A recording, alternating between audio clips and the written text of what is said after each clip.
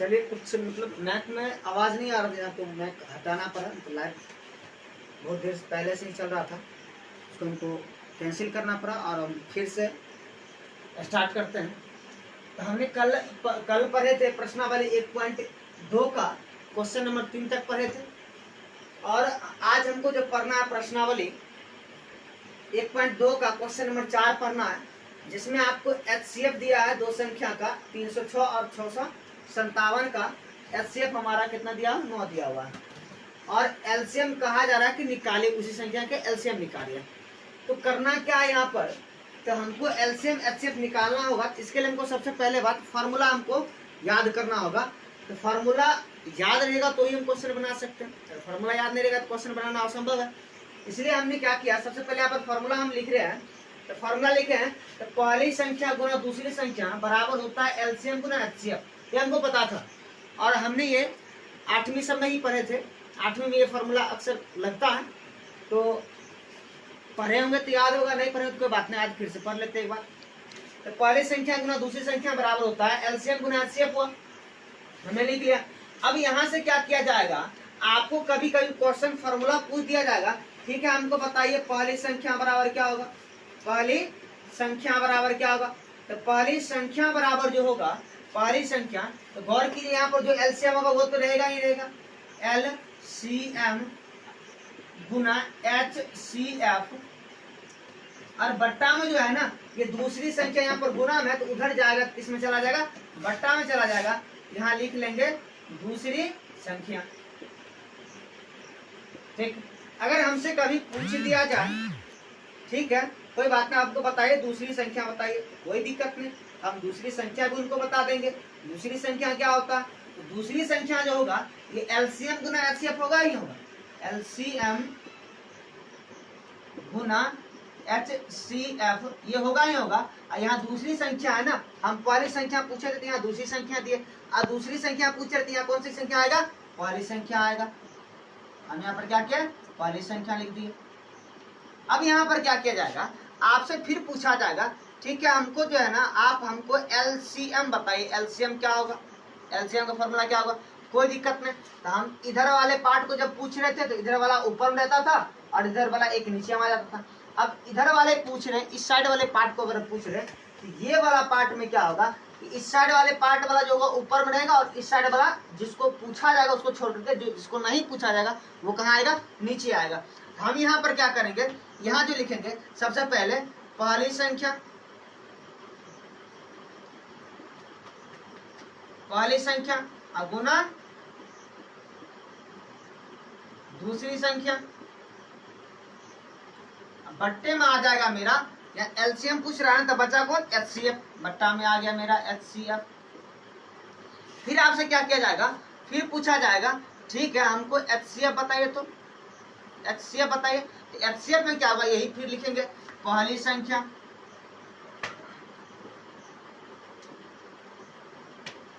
गुना दूसरी संख्या,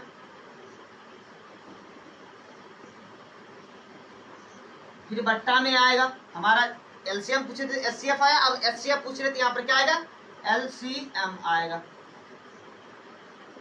इस तरह के आपको क्वेश्चन अगर इस तरह के दिया जाए, फॉर्मूला याद रहेगा, आराम से बन जाएगा, कोई दिक्कत नहीं होगा।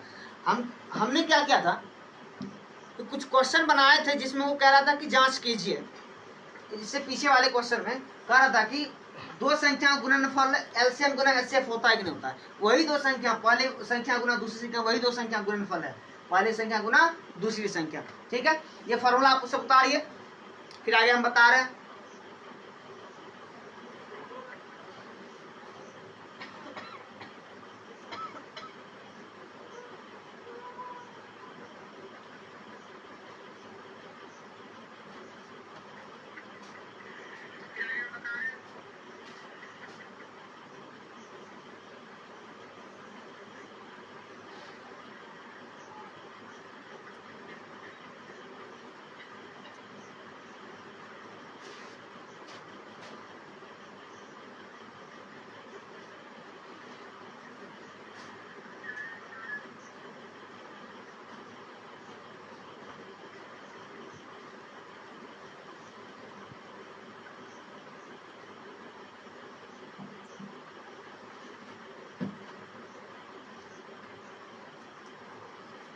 चलिए हमारे ख्याल से आप ये क्वेश्चन ये फॉर्मूला उतार लिए होंगे, ठीक है। चलिए इसको हम मिटा देते हैं, फॉर्मूला मिटा देते हैं। और इसमें गौर कीजिए, फॉर्मूला लगेगा तो लगेगा क्या, सबसे पहले इसमें पहली संख्या और दूसरी संख्या खोजना होगा। तो हम मान लेंगे पहली संख्या 306 है, दूसरी संख्या 657 है। हमने मान लिया यहाँ पर पहली संख्या 306 और दूसरी संख्या 657 हो गया। और यहाँ पर HCF बराबर कितना हो जाएगा, 9 हो जाएगा। हमसे पूछा क्या जा रहा है कि एलसीएम पूछा जा रहा है। क्या पूछा जा रहा है, एलसीएम पूछा जा रहा है। तो एलसीएम अगर पूछा जाएगा तो एलसीएम हमको जो निकालना है, एलसीएम वाला फॉर्मूला खोजेंगे। तो एलसीएम बराबर यहाँ फॉर्मूला है, एलसीएम बराबर पहली संख्या गुना दूसरी संख्या बट्टे एचसीएफ। तो हमको इस फॉर्मूला को हमको यहाँ पर क्या करना, यूज करना। बाद में हम सभी फॉर्मूला को हम क्या करते हैं, यहाँ पर मिटा देते हैं।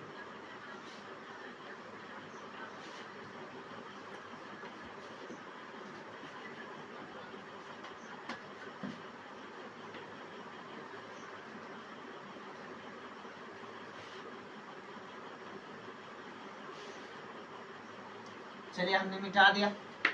हम लिखेंगे दिया है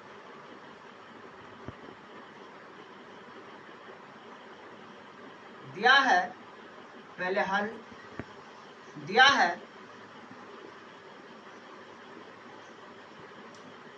पहली संख्या बराबर 306 और दूसरी संख्या बराबर 657, ठीक है। ये हमको दिया हुआ है। और यहाँ पर आपको HCF भी मालूम है, कितना मालूम है, 9। और हमको निकालना क्या है, एलसीएम ज्ञात करना है। लिखेंगे इसीलिए LCM बराबर पहली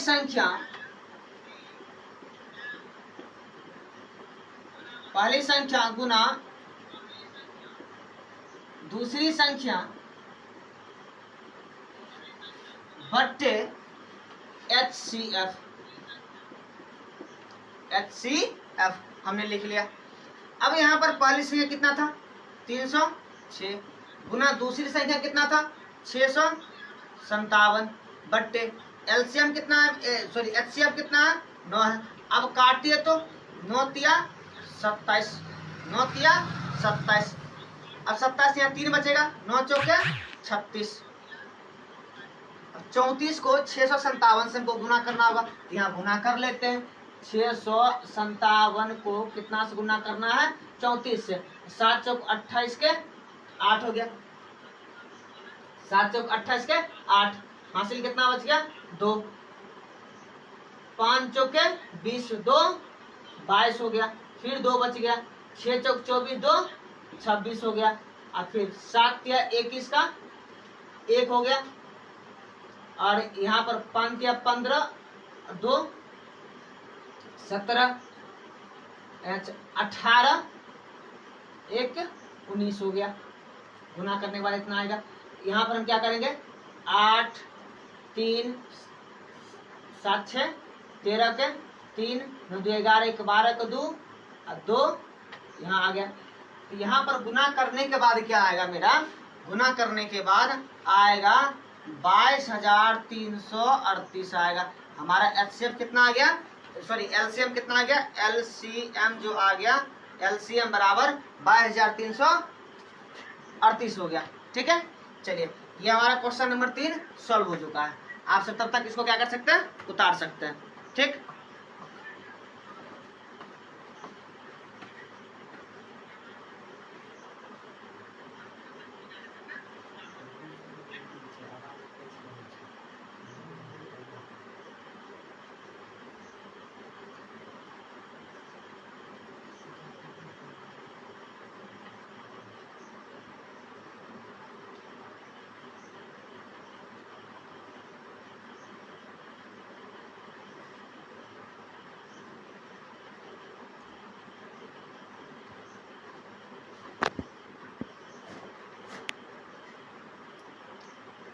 चलिए इसको हम मिटा देते हैं।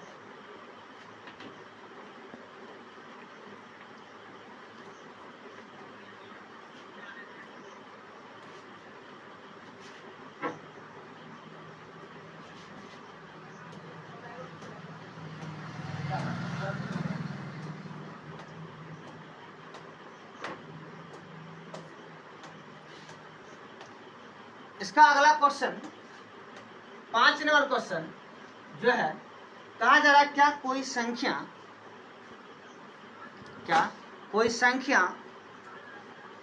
कोई प्राकृत संख्या 6 के पावर n शून्य पर समाप्त हो सकता है। जैसे कोई संख्या है 6 के पावर n है, क्या ये संख्या शून्य पर समाप्त हो सकता है, हमको ये ज्ञात करना है। तो आपको इतना चीज दिमाग में होना चाहिए कि कोई संख्या 6 पर शून्य पर तभी समाप्त होगा जब वो संख्या का गुणनखंड जो होगा 2 गुना 5 के रूप में होगा, या तो केवल 2 के रूप में हो या तो केवल 5 के रूप में हो। जब ऐसा होगा तो वो संख्या क्या हो सकता है, 0 पर समाप्त हो सकता है। ठीक, तो हमको जो है ज्ञात करना है कि ये संख्या 6 पर समाप्त हो पा रहा है या नहीं हो पा रहा, शून्य पर समाप्त हो पा रहा है या नहीं हो पा रहा। तो हम यहाँ पर ज्ञात कर, सबसे पहले बात इसे क्या करना होगा, हमको गुणनखंड करना होगा। तो गुणनखंड जब करेंगे 6 का, तो यहाँ 2 गुना 3 पावर n हो गया। 2 गुना 3 पावर n आ गया, तो यहाँ 6 का गुणनखंड 2 गुना 3 के रूप में आया। या तो आना चाहिए या तो 2 ही आता, या आना चाहिए या तो केवल 5 ही आता, या तो 2 गुना 5 आता, तब वो क्या होगा, शून्य पर समाप्त होगा, नहीं तो शून्य पर समाप्त नहीं हो पाएगा। ठीक, अब क्या करना है, इसको, इस क्वेश्चन को जो सॉल्व जो करना है, इस क्वेश्चन को जो हम सॉल्व करेंगे, तो देखिए किस तरह सॉल्व करेंगे। इस क्वेश्चन को हम यहाँ लिखेंगे, यहाँ 6 के पावर n का गुणनखंड 2 गुना 3 के पावर n है। यहाँ क्या है, 6 का गुणनखंड 2 गुना 3 के पावर n है। तो ये है, अगर कोई संख्या शून्य पर समाप्त होगा तो उसका गुणनखंड 2 गुना 5 के पावर n होना चाहिए। देखेंगे, अगर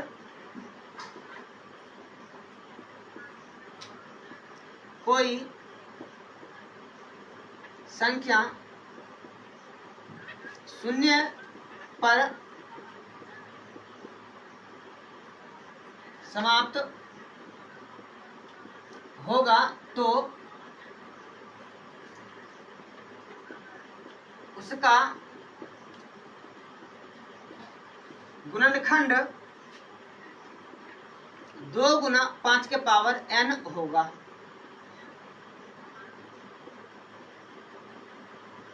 n होगा, इसीलिए ये संख्या शून्य पर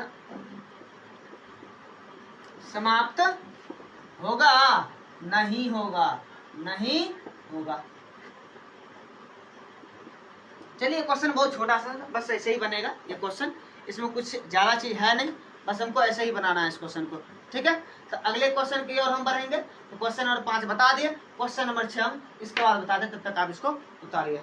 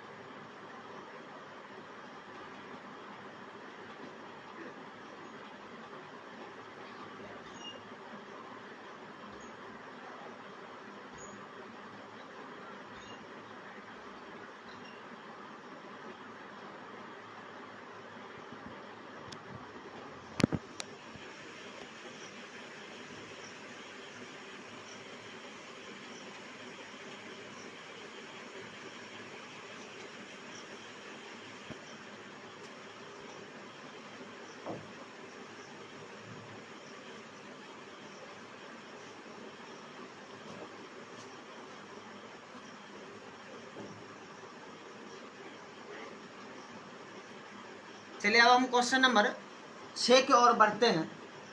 क्वेश्चन नंबर 6 की ओर। तो क्वेश्चन नंबर 6 जो है कह रहा है व्याख्या कीजिए कि 7 गुना 11 गुना 13 प्लस 13 और 7 गुना 6 गुना 5 गुना 4 गुना 3 गुना 2 गुना 1 प्लस 5 ये भाज्य संख्या है क्यों? ये भाज्य संख्या है क्यों? तो भाज्य संख्या वही हो सकता है जिनके कम से कम 2 गुणनखंड हो। जिनके कम से कम 2 गुणनखंड हो वही संख्या क्या हो सकता है? भाज्य संख्या हो सकता है। हम यहाँ क्वेश्चन लिख लेते हैं। क्वेश्चन ये सबसे पहले इसका क्वेश्चन जो है तो पहला इसका दिया हुआ है 7 गुना 11 गुना 13 प्लस 13 और दिया हुआ है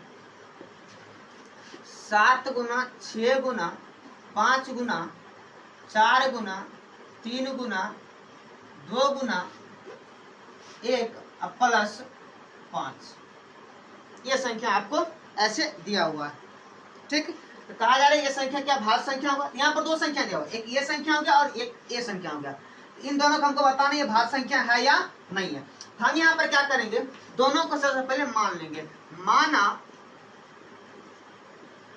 ए बराबर, तो ए बराबर जो मानेंगे इस संख्या को मानेंगे 7 गुना 11 गुना 13 प्लस 13 हम मान लिए। अब इसको सॉल्व करेंगे, तो सॉल्व करने के बाद दोनों में कॉमन क्या नजर आ रहा है? 13 नजर आ रहा है। तो हम 13 क्या करेंगे, कॉमन ले लेंगे। यहाँ जो बचेगा 7 गुना 11 गुना 1 अब प्लस में 1 आ जाएगा, क्योंकि 13 तो बाहर आ गया। तो 13 जब बाहर आएगा तो उसके बदले क्या आएगा? 1 आएगा। यहाँ जो होगा 13 इंटू यहाँ गुना करो तो 7 को 11 से गुना करेंगे तो 77 हो जाएगा। प्लस में 1 क्या करेंगे, ऐड करेंगे। 13 गुना यहाँ आ गया मेरा 78। अब 13 को 78 से गुना करते हैं यहाँ पर, तो 78 गुना 13 तो 8 के 24 के 4 हासिल 2 7 21 2 21 2 23 होता है। फिर यहाँ पर करेंगे 8 7 यहाँ जाएगा 4 11 के 1 9 1 10 10 सौ कितने आ गया? 14 आ गया। 1014 आ गया। 1014 आ गया। अब गौर कीजिए ये a का वैल्यू कितना हुआ? 1014 हो गया। इसके ठीक ऊपर में देखिए, ऊपर में देखिए क्या इसका गुणनखंड 13 गुना 78 है? 13 गुना 78 है। तो हम 13 से भाग दे सकते हैं, कटेगा। 78 से भाग देंगे तो भी कटेगा। 2 से भाग देंगे तो भी कटेगा। 4 से भाग देंगे तो भी कटेगा। तो भाज्य संख्या मतलब जो कट जाए। यहाँ पर भाग देने के बाद क्या कटेगा इन दोनों संख्या से? लिखेंगे हाँ ये भाज्य संख्या है। लिखेंगे ये भाज्य संख्या है। ठीक है। अब यहाँ पर क्या किया जाएगा, फिर से हम लिखेंगे पुनः b बराबर हम मानेंगे 7 गुना 6 गुना 5 गुना 4 गुना 3 गुना 2 गुना 1 अब प्लस में 5। जैसे इसमें 13 कॉमन लिए थे उसी प्रकार इसमें भी कितना कॉमन लेना है? 5 कॉमन लेना है। लिखेंगे 5 इंटू, जब 5 कॉमन लेंगे तो 5 गायब हो जाएगा, उसके स्थान पर कितना आएगा? 1 आएगा। यहाँ लिखेंगे 7 गुना 6 गुना 1 अब प्लस 4 गुना 2 सॉरी यहाँ 3 आएगा। 3 गुना 2 गुना 1 अब प्लस में 1। अब गुना करें 5 इंटू 7 6 के 42। 42 को 4 से गुना कीजिए। 42 को 4 से गुना कीजिए तो 42 के 4 से गुना करेंगे कितना आएगा? 42 का 4 से गुना करेंगे तो यहाँ आ जाएगा हमारा 8 16 168 आ गया। कितना आ गया? 168 आ गया। अब इस 168 को 3 से गुना करेंगे। कितना से गुना करेंगे? 3 से गुना करेंगे तो 24 के 4 18 2 20 के 0 5 है 504 आ गया। फिर 504 को 2 से गुना करेंगे। 504 को 2 से गुना करेंगे तो 10 कितना आएगा? 8 आएगा। 1008 आया मतलब यहाँ पर हमारा हो गया 1008 प्लस 1। फिर 5 गुना 10 कितना आ जाएगा? 9 हो गया। तो गुना करेंगे तो 5000 कितना आ जाएगा? 45 आएगा। 5045। अब 5045 में 5 से भाग लगाइए तो भी कटेगा। 1009 से भाग लगाइए तो भी कटेगा, मतलब ये भाज्य संख्या हो गया। देखेंगे अतः बी भी भाज्य संख्या है, यही हमको सॉल्व करके बताना था। ठीक है, चलिए ये दोनों क्वेश्चन आपको समझ में आ गया होगा, आप सब क्या कर सकते हैं, इसको आराम से उतार सकते हैं। ठीक, चलिए उतारिए।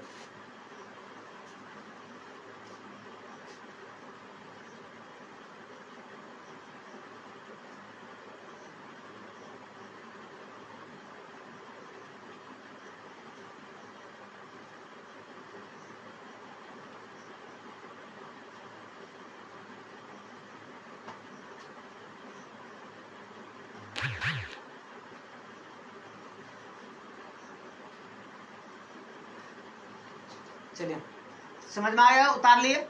हम अगले क्वेश्चन की ओर बढ़ते हैं।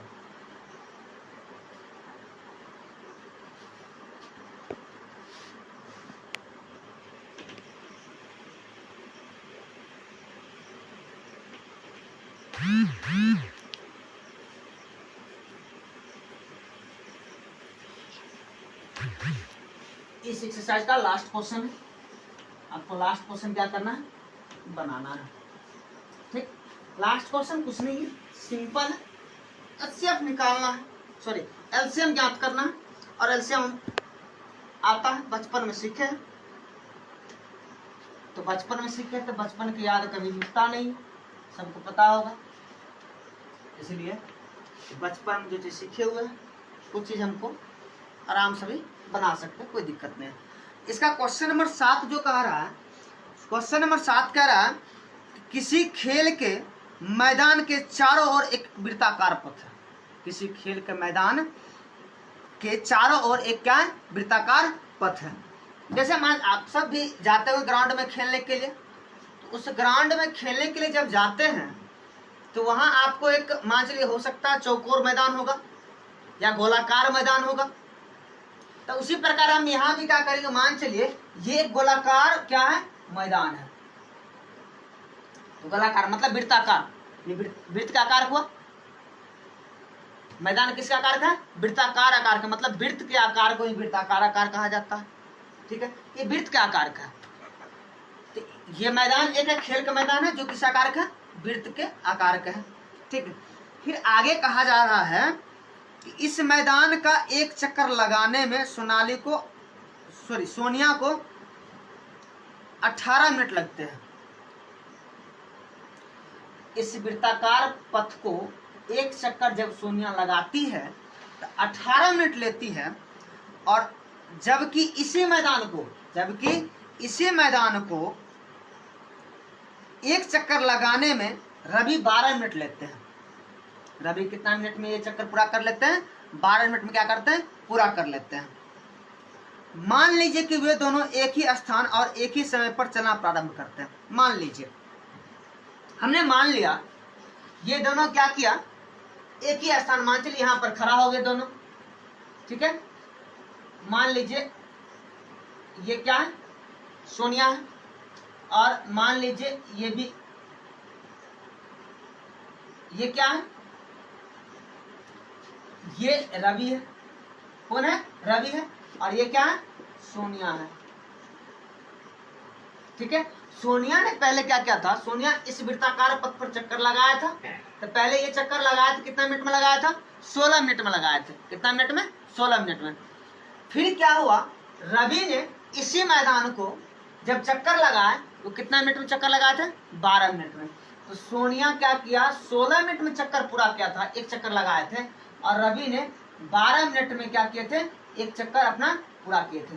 फिर कंडीशन यहाँ पर ये रखा गया, अगर दोनों को एक ही स्थान और एक ही समय, दोनों क्या किया जाएगा, एक ही स्थान और एक ही समय पर अगर उसको कहा जाए दौड़ने के लिए, क्या करने के लिए, दौड़ने के लिए, तो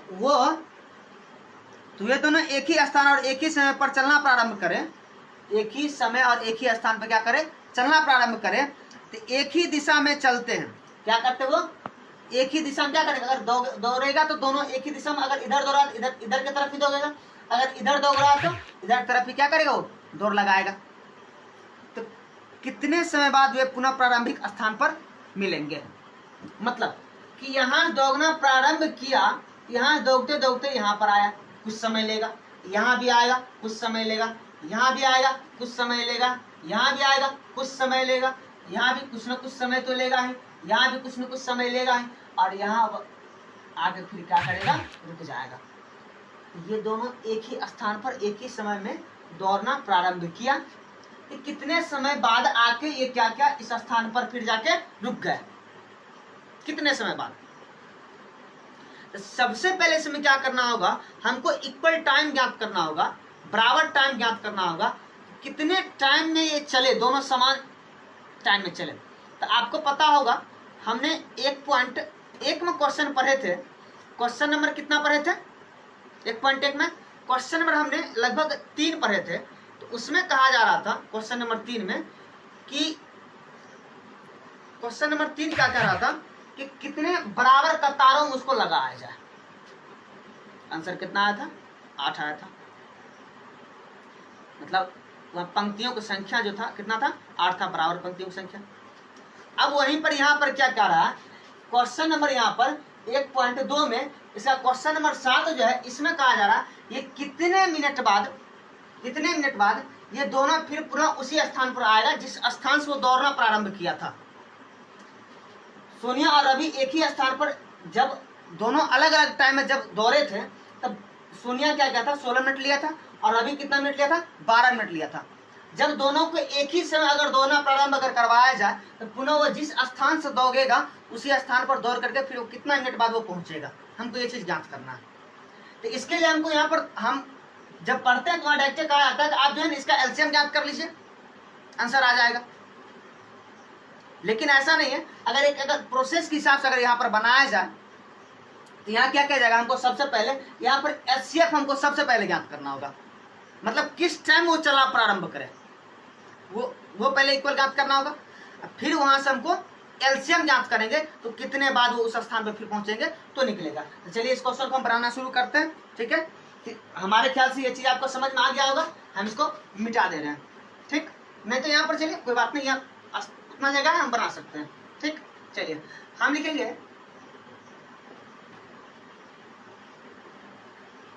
सोनिया द्वारा लिया गया समय बराबर कितना मिनट, 16 मिनट। ठीक है, और कौन, रवि द्वारा लिया गया समय बराबर कितना मिनट, 12 मिनट। रवि ने कितना मिनट लिया था,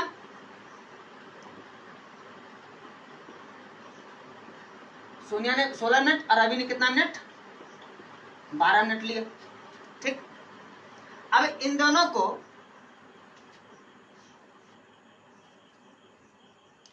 लाइव में बने रहिए। ठीक है, थोड़ा प्रॉब्लम है तो जिसके कारण